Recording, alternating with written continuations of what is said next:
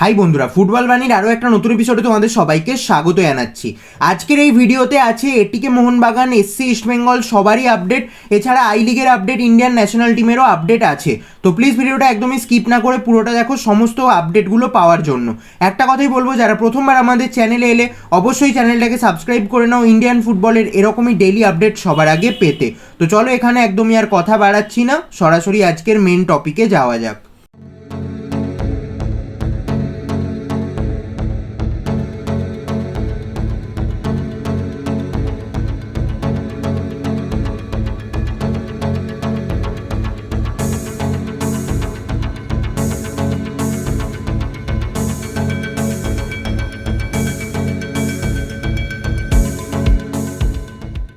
তো বন্ধুরা, আজকের ভিডিওটা শুরু করব ইন্ডিয়ান ন্যাশনাল টিমের আপডেট দিয়ে। তোমরা সবাই জানো কালকে কিন্তু ইন্ডিয়ান ন্যাশনাল টিম একটা ফ্রেন্ডলি ম্যাচে যুব ভারতী ক্রীড়াঙ্গনে মুখোমুখি হয়েছিল মোহামেডান স্পোর্টিং ক্লাবের। এই ম্যাচটা কিন্তু ইন্ডিয়ান ন্যাশনাল টিম 2-0 গোলে জিতে গেছে। ইন্ডিয়ান ন্যাশনাল টিমের হয়ে দুটো গোলের মধ্যে একটা করেছেন ফারুক চৌধুরী এবং অপরটা করেছেন ঈশান পান্ডিতা। ইন্ডিয়ান ন্যাশনাল টিমের কি প্লেয়ার্সরা উপস্থিত না থাকা সত্ত্বেও কিন্তু ব্ল্যাক প্যান্থার্সদের বিরুদ্ধে এটা একটা দারুণ জয় বলাই যায় ইন্ডিয়ান ন্যাশনাল টিমের। এবার সরাসরি চলে আসবো আই লিগের আপডেটে। প্রথমেই কথা বলবো I league champion Gokulam Kerala এফসিকে নিয়ে। গোকুলাম কেরালা এফসি কিন্তু সাইন করে নিয়েছে ক্যামারুনের 30 বছর বয়সী সেন্টার ব্যাক আমিনৌ বৌবাকে। আমিনৌ বৌবা, যার কিন্তু পৃথিবীর বিভিন্ন দেশে খেলার অভিজ্ঞতা আছে। ক্যামারুন, টিউনিশিয়া, আলজেরিয়া, সৌদি আরবে দীর্ঘদিন খেলেছেন, গিনির মতো দেশে খেলেছেন। ক্যামেরুনের ন্যাশনাল টিমের হয়েও 4টে ম্যাচ খেলার অভিজ্ঞতা আছে এই আমিনৌ বৌবার। তো তাকেই কিন্তু পুরোপুরি অফিসিয়ালি কনফার্ম করে দিয়েছে গোকুলাম কেরালা এফসি। কালকেই এটার অফিসিয়াল অ্যানাউন্সমেন্ট এসে গেছে। এবার কথা বলবো এফসি বেঙ্গালুরু ইউনাইটেডকে নিয়ে। এফসি বেঙ্গালুরু ইউনাইটেড যে সাইন করতে চলেছে আই লিগের অন্যতম সেরা স্ট্রাইকার 32 বছর বয়সী উরুগুয়েন স্ট্রাইকার পেড্রো ম্যানজিকে, সেটা তো তোমাদেরকে কয়েকদিন আগেই জানিয়েছিলাম। এবার কালকে এটার অফিসিয়াল অ্যানাউন্সমেন্ট চলে এসেছে এফসি বেঙ্গালুরু ইউনাইটেডের তরফ থেকে। পেড্রো ম্যানজি, যিনি কিন্তু 2018-19 সিজনে চেন্নাই সিটি এফসির হয়ে অসাধারণ পারফরমেন্স দিয়েছিলেন, 23টা ম্যাচে 26টা গোল করেছিলেন এই পেড্রো ম্যানজি আই লিগে। তারপর লাস্ট খেলছিলেন মোহামেডান স্পোর্টিং ক্লাবে ইন্ডিয়াতে। তারপর তিনি চলে যান নেপালের ক্লাব বিরাটনগর সিটি এফসিতে। তো সেখান থেকেই তিনি আবারও ইন্ডিয়াতে ফিরেছেন এবং এবার সাইন করেছেন এফসি বেঙ্গালুরু ইউনাইটেডে। এবং এটা পুরোপুরি অফিসিয়াল নিউজ, সেই কারণে তোমাদেরকে আরও একবার জানিয়ে দিলাম। তো বন্ধুরা, এবার সরাসরি চলে আসবো এটিকে মোহনবাগানের আপডেটে। কালকের ভিডিওতেই তোমাদেরকে জানিয়েছিলাম যে প্রবীর দাসকে এসসি ইস্টবেঙ্গল অফার করলেও এটিকে মোহনবাগান কিন্তু কোনো মতেই প্রবীর দাসকে ছেড়ে দেবে না। এবার কিন্তু কালকে কনফার্ম করে দিয়েছে এই ব্যাপারটা মার্কাস মার্গুলাও। মার্কাস মার্গুলাও টুইট করে কিন্তু জানিয়ে দিয়েছেন প্রবীর দাস এই সিজনে থাকতে চলেছেন এটিকে মোহনবাগানেই। এবার আশা করছি তোমাদের বিশ্বাস হবে, যেটা আমরা বলেছিলাম যে প্রবীর দাস এটিকে মোহনবাগানেই থাকবে, সেটা কিন্তু পুরোপুরি সত্যি। এবার কথা বলবো এটিকে মোহনবাগানের আরও এক অত্যন্ত গুরুত্বপূর্ণ উইঙ্গার মাইকেল সুসাইরাজের ব্যাপারে। তোমরা সবাই জানো মাইকেল সুসাইরাজ লাস্ট সিজনের আইএসএল এর প্রথম ম্যাচেই ইনজিওর্ড হয়ে গিয়েছিলেন, তারপর পুরো সিজন মাঠের বাইরে ছিলেন। তবে এফসি কাপের ক্যাম্পের আগে কিন্তু তিনি ট্রেনিংয়ে জয়েন করেছিলেন এটিকে মোহনবাগানে। তাহলে কেন মাইকেল সুসাইরাজকে এফসি কাপে জয়েন করানো হলো না এটিকে মোহনবাগানের তরফ থেকে? সেই বিষয়ে যে আপডেট পাওয়া যাচ্ছে, মাইকেল সুসাইরাজের কিন্তু ট্রেনিংয়ের সময় আরও একটা লেগ ইনজুরি হয়েছে, অর্থাৎ মাইকেল সুসাইরাজ কিন্তু আবারও ইনজিওর্ড হয়েছেন। সেই কারণে এফসি কাপের স্কোয়াডে কিন্তু মাইকেল সুসাইরাজকে রাখা হয়নি। তবে মাইকেল সুসাইরাজ অত্যন্ত গুরুত্বপূর্ণ ফুটবলার বলাই যায় এই এটিকে মোহনবাগানের ফুল স্কোয়াডে। তো এবার দেখা যাক মাইকেল সুসাইরাজের ফিট হতে আবারও কত টাইম লেগে যায়। তবে আশা করছি এফসি কাপের নেক্সট রাউন্ডে তিনি অ্যাভেলেবেল থাকবেন। তবে হাবাস রিস্ক নিয়ে সুসাইরাজকে সিলেক্ট করেন কিনা এফসি কাপের নেক্সট রাউন্ডে, সেটাই কিন্তু দেখার বিষয় হবে। তবে আশা করব এফসি কাপে যদি নাও খেলেন মাইকেল সুসাইরাজ, আইএসএল এর আগে কিন্তু পুরোপুরি ফিট হয়ে যাবেন। তবে এই মুহূর্তের এটাই আপডেট যে একটা বড় চোট থেকে সেরে ওঠার পর কিন্তু আবারও একটা ইনজুরি পেয়েছেন মাইকেল সুসাইরাজ। এবার সরাসরি চলে আসবো এসসি ইস্টবেঙ্গলের আপডেটে। তোমাদেরকে জানিয়েছিলাম যে এসসি ইস্টবেঙ্গল কিন্তু আদিল খানকে নিতে অত্যন্ত আগ্রহী। তবে আদিল খানের সাথে এখনও কথাবার্তা চলছে। আদিল খানের ডিলটা পুরোপুরি কনফার্ম এখনও বলা যাচ্ছে না। তবে এই মুহূর্তের সবচেয়ে বড় আপডেট, এসসি ইস্টবেঙ্গল কিন্তু অ্যাডভান্স স্টেজে কথাবার্তা চালাচ্ছে 29 বছর বয়সী রাইট ব্যাক বা সেন্টার ব্যাক জয়নির লরেঙ্কোর সাথে। এই জয়নির লরেঙ্কো, যিনি কিন্তু লাস্ট খেলছিলেন জামশেদপুর এফসিতে, তিনি তার খেলা শুরু করেন স্পোর্টিং ক্লাব দি গোয়ার হয়ে। 2010 থেকে 2017 অবধি স্পোর্টিং ক্লাব দি গোয়ার হয়ে 40টা ম্যাচ খেলেছিলেন এই সেন্টার ব্যাক বা রাইট ব্যাক। তারপর তিনি চলে আসেন আইএসএলে বেঙ্গালুরু এফসিতে।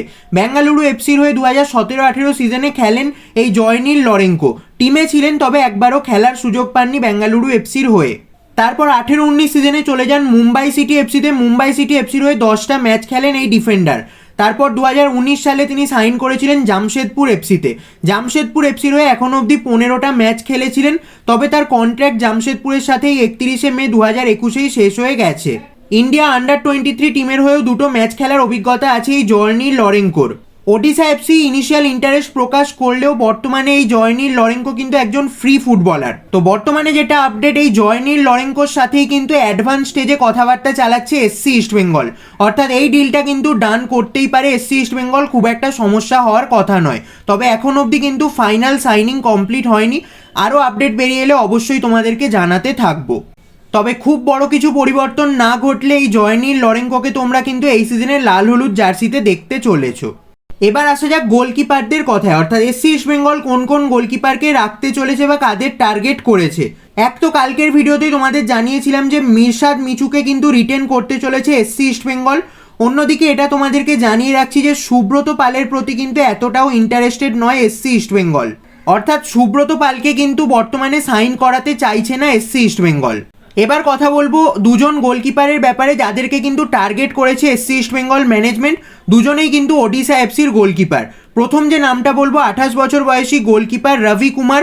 টাটা ফুটবল একাডেমির প্রোডাক্ট, পৈলা ন্যারোজে খেলা শুরু করেছিলেন, তারপর sporting club de Goa, Delhi Dynamos, Minerva Punjab, North East United FC, Mumbai city এফসির মতো ক্লাবে খেলেছেন। আর বর্তমানে খেলছেন ওডিশা এফসিতে। লাস্ট সিজনে ওডিশা এফসির হয়ে একটাই ম্যাচ খেলার সুযোগ পেয়েছিলেন এই রবি কুমার। ওডিশা এফসির সাথে তার 2022 সাল অবধি কন্ট্রাক্ট আছে। তো এই গোলকিপারকে কিন্তু টার্গেট করেছে এসসি ইস্টবেঙ্গল। এছাড়া ওডিশা এফসির আরও এক গোলকিপার, অত্যন্ত ট্যালেন্টেড 25 বছর বয়সী গোলকিপার কমলজিৎ সিং, তাকেও কিন্তু টার্গেট করেছে এসসি ইস্টবেঙ্গল। এআইএফএফ এলিট একাডেমির প্রোডাক্ট, তারপর sporting club de Goa, Minerva Punjab, Pune city FC, Hyderabad এফসির মতো ক্লাবে খেলেছেন এই কমলজিৎ সিং। আর লাস্ট খেলছিলেন ওডিশা এফসিতে। লাস্ট সিজনে ওডিশা এফসির হয়ে মাত্র 3টে ম্যাচই খেলার সুযোগ পেয়েছিলেন।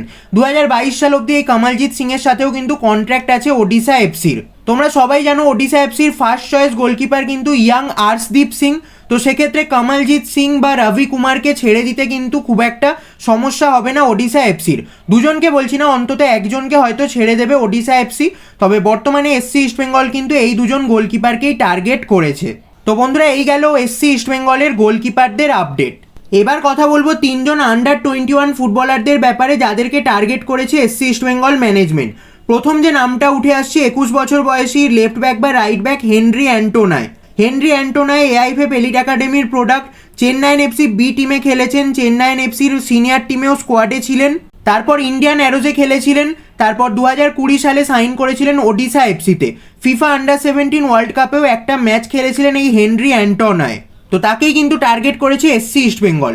অন্যদিকে 21 বছর বয়সী আরও এক right back Sourav Meher, AIFF elite একাডেমির প্রোডাক্ট, চেন্নাইন এফসি বি টিমে খেলেছেন, ইন্ডিয়ান অ্যারোজে খেলেছেন, বর্তমানে কিন্তু ওডিশা এফসিতে খেলছেন। লাস্ট সিজনে ওডিশা এফসির হয়ে 4টে ম্যাচ খেলেছিলেন এই সৌরভ মেহের। ইন্ডিয়া আন্ডার-17 টিমের হয়েও 5টা ম্যাচ খেলেছেন, সেখানে 3টে গোল স্কোরও করেছেন। তো এই ফুটবলারকেও কিন্তু টার্গেট করেছে এসসি ইস্টবেঙ্গল। অন্যদিকে 18 বছর বয়সী লেফট ব্যাক, এআইএফএফ এলিট একাডেমির প্রোডাক্ট গুরকিরাত সিং। ইন্ডিয়ান অ্যারোজের হয়ে 18টা ম্যাচ খেলার অভিজ্ঞতাধারী এই গুরকিরাত সিং, যিনি কিন্তু রিসেন্টলি কন্ট্রাক্টেড হয়েছেন মুম্বাই সিটি এফসির সাথে। মুম্বাই সিটি এফসি আগস্ট মাসেই কিন্তু 2024 সাল অবধি কন্ট্রাক্ট করে নিয়েছে এই গুরকিরাত সিংয়ের সাথে। লেফট ব্যাকের পাশাপাশি লেফট উইঙ্গার হিসেবেও খেলতে পারেন এই গুরকিরাত সিং। ইন্ডিয়া আন্ডার-16, আন্ডার-17, আন্ডার-19 টিমের হয়ে খেলেছেন। তো এই ইয়াং ট্যালেন্টেড ফুটবলারকেই কিন্তু লোন ডিলে নিয়ে আসতে চাইছে এসসি ইস্টবেঙ্গল। তবে Mumbai city FC loan delay এই গুরকিরাত সিংয়ের মতো ইয়াং ফুটবলারকে ছাড়ে কিনা সেটাই কিন্তু একটা দেখার বিষয় হবে। তো তোমাদেরকে জানিয়ে রাখলাম যে এই 3জন ফুটবলার অর্থাৎ হেনরি অ্যান্টোনায়, সৌরভ মেহের এবং গুরকিরাত সিং, এদেরকে কিন্তু টার্গেট করা হয়েছে এসসি ইস্টবেঙ্গলের তরফ থেকে। তোমাদের কি মনে হয় কোন কোন ফুটবলারকে সাইন করাতে পারবে এই 3জনের মধ্যে? অবশ্যই আমাকে নিচে কমেন্ট করে জানিও। আর তোমাদের কি মনে হয় যে গোলকিপার কে হতে পারেন, ফার্স্ট চয়েস গোলকিপার আর কি, সেটাও আমাকে অবশ্যই কমেন্ট সেকশানে জানিও। আর ভিডিওটা ভালো লাগলে অবশ্যই একটা লাইক করো, বন্ধুদের মধ্যে শেয়ার করো। চ্যানেলে প্রথমবার এসে থাকলে চ্যানেলটাকে সাবস্ক্রাইব করে বেল বাটনটাকে টিংটং করে দিও। তো চলো আজকের মতো ভিডিওটা এখানেই শেষ করছি, দেখা হবে আবার পরের এপিসোডে। ততক্ষণের জন্য টাটা।